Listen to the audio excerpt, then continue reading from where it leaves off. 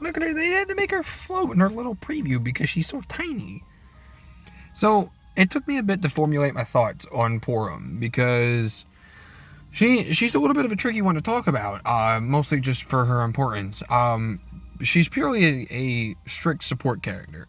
She does very minimal damage, but she supports the party in extreme measures by raising their attack, their max brave. Her cry gives about, I think what's the number? It's like 70% of her max brave to everyone, or 70% of their max brave to everyone. Regardless, it's great numbers, along with all of her passives.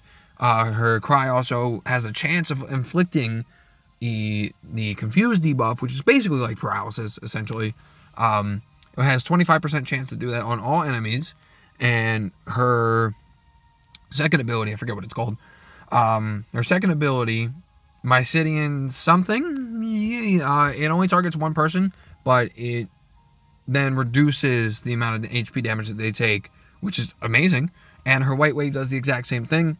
She boosts up her Brave while shooting off an HP attack that replenishes everyone's Brave depending on the damage that she does, and she gives the HP damage reduction to everyone for 2 turns. So the HP damage reduction is by 70%, which is incredible. So, like, for example, if they shoot up to 24k Brave, you're taking about 3,000 damage because it's 70% of that, which is enormous. That's incredible. So with that kind of, as you can see, I'm trying to shorten this down.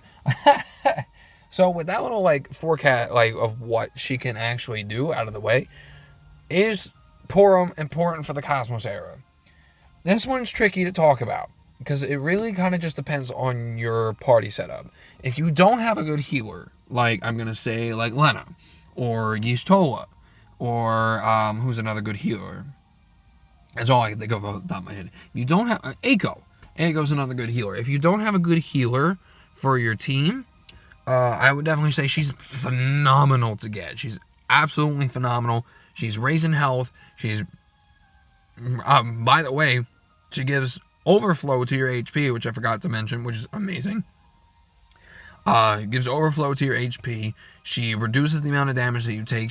What she brings to the table is survivability. So while she lacks in damage and brave shaving, it doesn't matter that she can't brave shave because she's protecting your party at all costs from taking any enormous HP damage being dealt. She can make it down to just such minute numbers. It's incredible.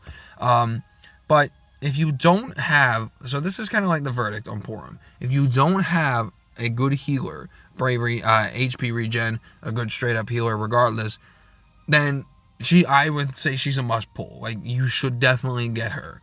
We're getting another fantastic healer coming next month in the form of Aerith, who I will be pulling for. I'm already saving for that. We're getting another great healer coming up next month in the form of Aerith. But right now, what Porom brings to the table is just so incredibly powerful in terms of surviving. She's going to slow you down just a little bit, but that's alright, especially if you have a good enough team backing her with damage dealers, because you could just bring 2 damage dealers alongside her and you'll do just fine. So, the verdict on Porom for the Cosmos era is no good healer, yes. If you have good healers, no, you don't really need her. I will say, though, if you do decide to pull for Porom, when the Chaos era rolls around, Porom will save your life. Because in early stages of Chaos, the turn requirements does not matter. You don't need the turn requirements in the early stages of Chaos. So you can play as physically as slow as possible. As long as you get that score, you'll do fine. Porom will save your life. So basically, it's hard to talk about Porom because it's like, I want to say, yes, you need this girl, get her. But at the same time, if you have other characters that could do the job just as well, you don't necessarily need her. And the unfortunate thing is she doesn't come back until like way into the Cosmos era, the Chaos era, with her with the return of, what was it? She comes around again with, her Lost Chapters with Yang's EX and her EX Plus, which by then she becomes incredible and she can actually do more HP damage to boot. So again, I'm just going to say it one last time. If you don't have a good healer, Porom is important. She is definitely, I would say, a considerable must grab because of her survivability and her HP damage reduction and HP heals. If you do have a good healer, or if you're someone like me who's waiting on Aerith to drop, because I'm pulling for her, I have to complete the Zac duo. I have to. Plus, Aerith is just incredible. I love Aerith. If you're someone like me who's saving up for someone like that, or you already have a good healer in the forms of Lena or Y'shtola, when Y'shtola gets her level 70 and her rework and her EX plus, she's fucking incredible. Then I could say it's a good pass on Porom. I would definitely say you could pass on Porom.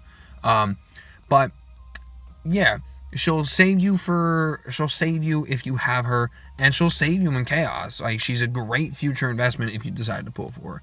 That's my thoughts. We shortened it down pretty good from the last ones. I'm pretty proud of myself too, because I've been dragging these on a little too long, but I'm going to try to avoid continuing to do that. So let's end the video now. Thanks for watching, guys. I'll see you in the next one.